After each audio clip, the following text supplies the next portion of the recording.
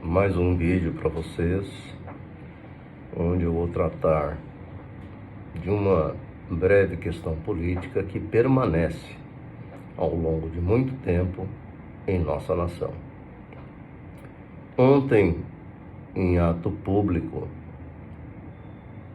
e sob argumento de preservação da democracia, deputados federais e senadores assumiram a mesa das respectivas casas, como um ato de coragem para buscar a aprovação de alguns objetivos, dentre eles a lei de anistia, o impeachment do ministro Moraes e a volta à regularidade democrática. Pois bem, legitimidade existe para quem foi votado, desde que não fira a Constituição e demais leis em nosso país. A assunção da mesa diretora de cada casa, como sendo um protesto evidente à volta da normalidade do Estado de Direito, encontra respaldo na própria Carta Maior, que trata da liberdade em todos os sentidos, de expressão, de locomoção, entre outras. Contudo, é uma atitude bastante elevada em todos os termos. Por quê? Impedir o funcionamento das casas legislativas, por esse aspecto, torna-se um ato impróprio. Porque a democracia por si só, ela demanda entendimentos, diálogos. Mas o argumento é que hoje não existe mais a possibilidade de diálogo, porque tantos outros já houveram e de nada resolveu. Em sendo assim, a única postura entendida pelos senhores parlamentares seria essa de assunção da mesa diretora de ambas as casas.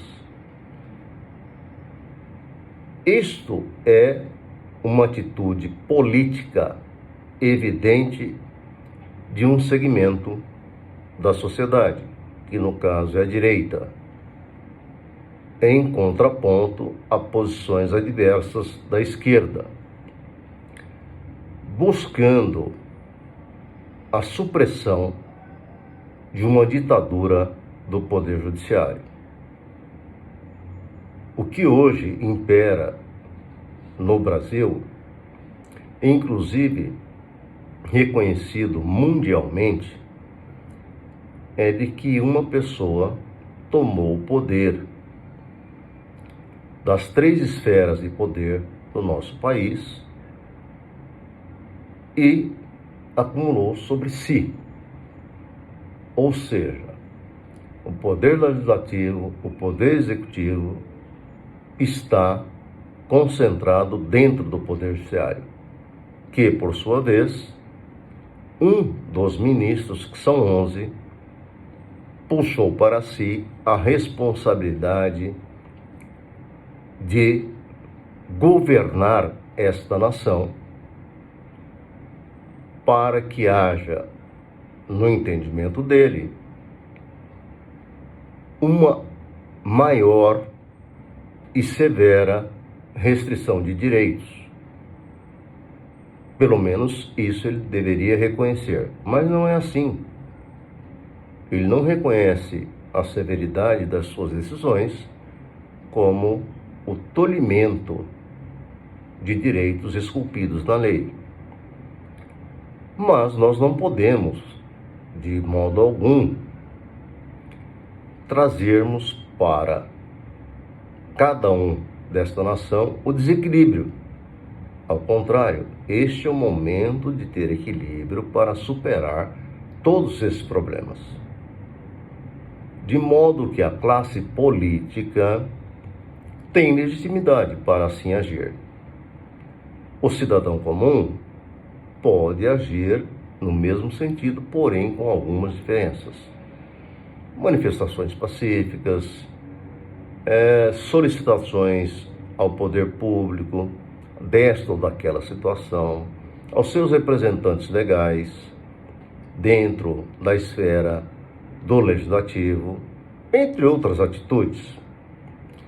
Em se tratando do poder judiciário, ele é um poder concentrado, onde não houve eleição, onde a assunção do cargo, em casos tais, é por indicação do Executivo, aprovação do Legislativo, e quando toma assento no Supremo Tribunal Federal, deve e tem por obrigação de agir com independência.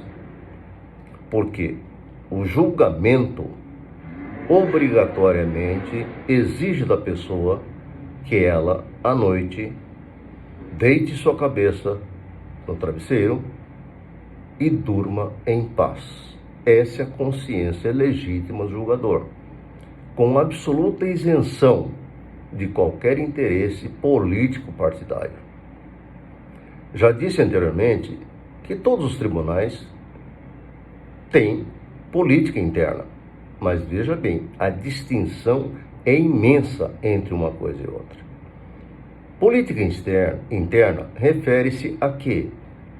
A condução administrativa daquela instituição, aos aspectos relativos a ordenamentos internos, regulamentação de procedimentos através de seu regimento, que todos os tribunais têm um regimento interno, entre outras atribuições.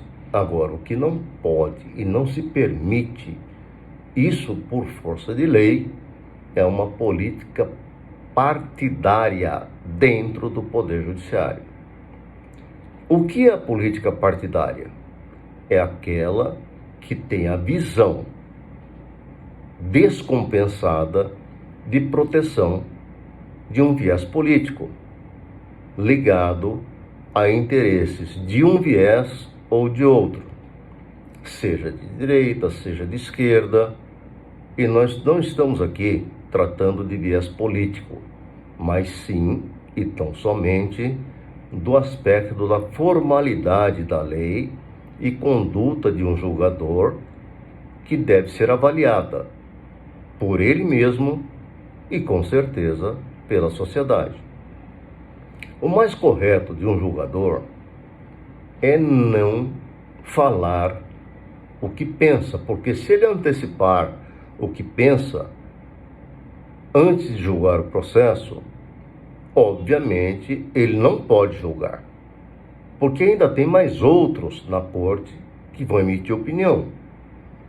E ele deve se preservar, inclusive, sobre os argumentos contrários ao que ele pensa, para verificação do fato de que, se ele pensa dessa forma, vai manter ou não esse juízo, porque é poder de convencimento, de convicção.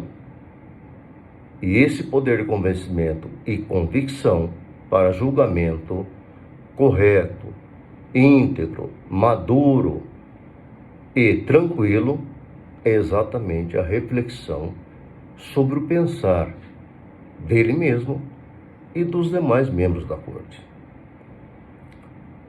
Existem decisões conflitantes? Claro que sim.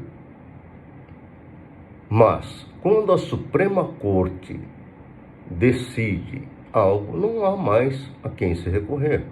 Não há mais nenhuma instituição. Ela é a palavra final. Aí resta o quê? Maior peso sobre tudo. Porque isso aí atinge toda uma nação. Não é pessoa específica, não é pessoa desta ou aquela formação, deste ou aquele viés político. A decisão por si só recai sobre todo o povo brasileiro. Então ela tem que ser muito bem sopesada, ela tem que ser muito equilibrada para que, ao proteger direito esculpido na legislação, ela possa distribuir justiça. E quando se fala em justiça, se fala em equilíbrio social, em respeito à lei, em respeito às decisões judiciais.